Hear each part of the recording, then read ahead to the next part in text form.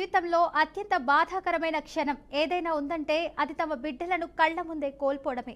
Nampally బచ్చస్ furniture దుకాణంలో watchman గా పనిచేస్తున్న యాదయ్య లక్ష్మి దంపతుల జీవితంలో అలాంటి చీకటి రోజు వారిని వేధిస్తుంది. ఆడుతూ పాడుతూ తిరిగిన చిన్నారులు అఖిల్, ప్రణీత్ ఒక్కసారిగా అగ్ని ప్రమాదంలో చిక్కుకొని శాశ్వతంగా తల్లిదండ్రుల నుండి దూరమయ్యారు.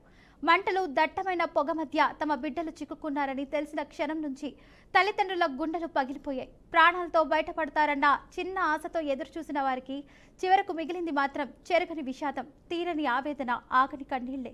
అప్పటి వరకు నవ్వుతూ ఆడుకుంటూ ఉన్న చిన్నారులు ఒక్కసారిగా అగ్ని ప్రమాదంలో చిక్కుకుపోయారని తెలిసిన క్షణమే యాదయ్య లక్ష్మి దంపతుల ప్రపంచమే కూలిపోయింది. మంటల్లో చిక్కిన పిల్లలను ఎలాగైనా కాపాడుతారన్న ఆశతో తల్లిదండ్రులు ఎదురుచూశారు. ప్రతి నిమిషం ఒక యుగంలా గడిచింది. కానీ తీవ్ర మంటలు, దట్టమైన పొగలో పిల్లలు నిర్జీవంగా కనిపించడంతో ఆ దృశ్యం చూసిన తల్లిదండ్రులు తట్టుకోలేకపోయారు. కంఠమేగు విలవిల్లాడింది. ఏం తప్పు చేశారు మా పిల్లలు అంటూ గుండెల విరిసేలా అయితే రోధించారు. బడికి వెళ్లి ఉంటే మా పిల్లలు బతికేవాళ్లు అంటూ తల్లిదండ్రులు చేస్తున్న ఆర్తనాదం అక్కడున్న ప్రతి ఒక్కరి గుండెను కదిలించింది. రోజు కళ్ల ముందే తిరిగే బిడ్డలు ఇక లేరన్న నిజాన్ని నమ్మలేకపోతున్నారు యాదయ్య, లక్ష్మి. పేదరికంతో పోరాడుతూ తమ పిల్లలకు మంచి భవిష్యత్తు ఇవ్వాలనుకున్నటువంటి ఈ తల్లిదండ్రుల ఆశలన్నీ ఈ అగ్ని ప్రమాదంతో బూడిదయ్యాయి. చిన్నారుల మృతి ఒక కుటుంబానికే కాదు, మొత్తం ప్రాంతాన్ని విషాదంలో ముంచేసింది. ఈ ఘటన అగ్ని భద్రతా చర్యలపై మరోసారి తీవ్ర ప్రశ్నలను లేవనెత్తుతుంది. కానీ ఈ క్షణంలో ప్రశ్నల కంటే పెద్దది తల్లిదండ్రుల గుండెల్లో మిగిలిన ఆ తీరని లోటు, ఆ చెరగని వేదన. భద్రతా చర్యలు లోపించడం వల్ల బలైందెవరని ప్రశ్నిస్తుంది సమాజం. ఈ ప్రశ్నలకు సమాధానం ఏంటి? రైట్గా ఇదే అంశానికి సంబంధించి పూర్తి సమాచారాన్ని మా స్పెషల్ కరెస్పాండెంట్ శ్రీకాంత్ అందిస్తారు. శ్రీకాంత్, చెప్పండి, దీనికి సంబంధించిన అప్డేట్స్ ఏంటి?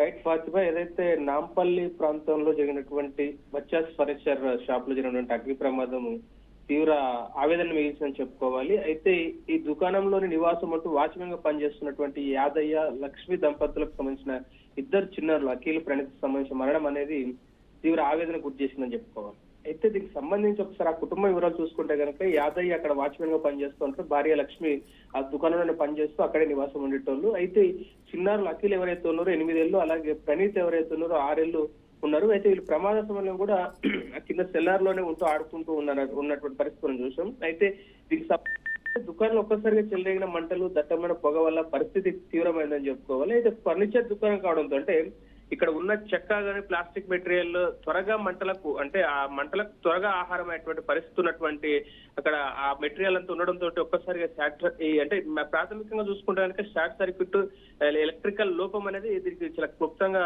అధికారులు చెప్పే ప్రయత్నం చేస్తారు, అనుమానంగా వ్యక్తం చేసే ప్రయత్నం చేస్తా ఉన్నారు. అయితే దీనికి సంబంధించి ఏదైతే ఈ ప్రమాద సమయంలో చిన్నారులు అక్కడే ఉండడంతో తల్లిదండ్రులు బయటపడతారని ఎంతో ఆశతో ఎదురు చూసినప్పటికీ కూడా ఫైర్ ఫైటర్లు ఎవరైతే వాళ్ళందరూ కూడా రక్షించే ప్రయత్నంలో చిన్నారులను నిర్జీవంగా బయట తీసుకొచ్చడంతో ఒక్కసారిగా యాదయ్య, లక్ష్మి దంపతులు గుండెలు పగిలాయని చెప్పుకోవాలి. తల్లిదండ్రులు ఏడుస్తూ అంటే నిజంగా బడికి వెళ్ళుంటే కనుక మా పిల్లలు బతికే వాళ్ళు అన్న వాళ్ళ ఆర్తనాదం వింటుంటే చుట్టూన్న స్థానికులంతా కూడా తీవ్ర స్థాయిలో అంటే ఒక బాధాసప్త హృదయాలతో అక్కడ నిల్చున్నటువంటి పరిస్థితి చూసాం. అయితే దీనికి సంబంధించి ఒకసారి రెస్క్యూ సంబంధించి కూడా అంటే ఆ అగ్ని ప్రమాదం జరిగిన తర్వాత దాదాపు 21 గంటల పాటు కూడా రెస్క్యూ టీమ్ ఏదైతే ఎన్డీఆర్ఎఫ్ బృందాలు కానీ అలాగే అగ్నిమాపక శాఖకు సంబంధించిన అధికారులు కానీ వీళ్ళంతా కూడా ఆ సిబ్బంది అంతా కూడా అక్కడ ఉండి ఫైర్ ఫైటర్ల ద్వారా కూడా అక్కడ లోపలికి తొందరగా వెళ్లి దట్టమైన పొగను, మంటల వల్ల ఉన్న ఆ చిన్నారుల కోసము అలాగే వారితో పాటు ఎవరైతే ఇద్దరు యువకులు, వారు ఒక వృద్ధురాలు ఎవరైతే వారిని కూడా కాపాడే ప్రయత్నం చేసినప్పటికీ వారు కూడా సజీవ దహనం అవ్వడం అనేది,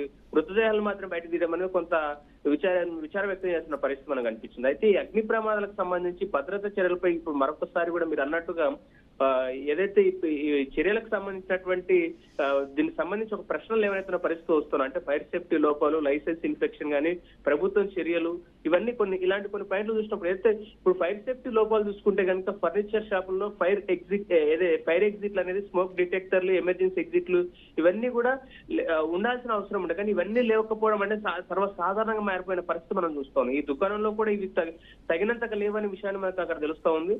అయితే ఏదైతే ఈ లైసెన్స్ ఇన్స్పెక్షన్ తెలంగాణలో చాలా దుకాణాలు ఫైర్ సేఫ్టీ సర్టిఫికేట్ లేకుండా నడుస్తున్నాయి. అంటే ఖచ్చితంగా ఒక బిల్డింగ్ కానీ ఒక వ్యాపారం కానీ నడిపించినప్పుడు ఖచ్చితంగా అన్ని రకాల అధికారులు ఎవరైతే ఉన్నారో ఆ అధికారులకు సంబంధించి పూర్తి స్థాయిలో పర్మిషన్లు తీసుకొని ఇవన్నీ చేయాల్సిన అవసరం ఉంటుండే. బట్ అవన్నీ లేకుండానే దుకాణ యజమానులు కూడా ఫైర్ ఆడిట్ చేయాలి, కుటుంబాలకు సంబంధించిన భద్రత చర్యలు పాటించాలనే విషయం మరొకసారి మనం గుర్తు చేసుకోవాల్సిన అవసరం అయితే మనకు అనిపిస్తూ ఉంది Fatima. Right, thank you Srikanth for the update.